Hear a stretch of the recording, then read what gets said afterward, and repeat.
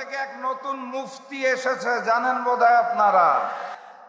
আমরা আশা করেছিলাম লন্ডন থেকে একজন জাতীয় নেতা দেশের মাটিতে আসার পর এই চাঁদাবাজি এবং রাহাজানিতে লিপ্ত গুন্ডা প্রকৃতির বিএনপি বোধহয় পরিবর্তন হবে, কথাবার্তা আচর আচরণে বোধহয় বিএনপির একটা পরিবর্তন হবে।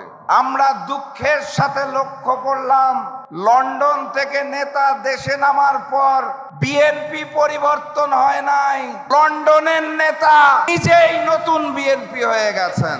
সংগ্রামী সাথী এবং বন্ধুগণ, বিএনপি নামক দলটি যদি রাষ্ট্রীয় ক্ষমতায় আসে তাহলে যিনি প্রধানমন্ত্রী হবেন জাতীয় নেতা, তার দলের নেতারা তাকে বলে জাতীয় ইমাম, তিনি মঞ্চে দাঁড়িয়ে বলেন গুপ্ত গুপ্ত। হ্যাঁ, ওনার মতো একজন জাতীয় নেতার মুখে আমরা এই ধরনের তৃতীয় শ্রেণীর রাজপথের বিএনপি কর্মীদের ভাষা আশা করি নাই।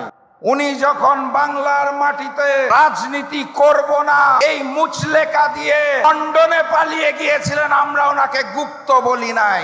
উনি যখন লন্ডনের মাটিতে বসে ভিডিও কলে রাজনীতি করেছেন লুকিয়ে থেকে, ওনাকে আমরা গুপ্ত বলি নাই।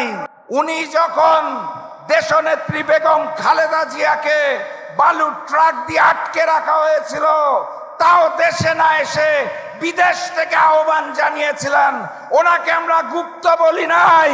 দেশনেত্রী বেগম খালেদা জিয়াকে যখন গ্রেফতার করে তিলে তিলে জেলখানায় অত্যাচার করা হয়েছিল, উনি তাও দেশে আসেন নাই, লুকিয়েছিলেন লন্ডনে, ওনাকে আমরা গুপ্ত বলি নাই।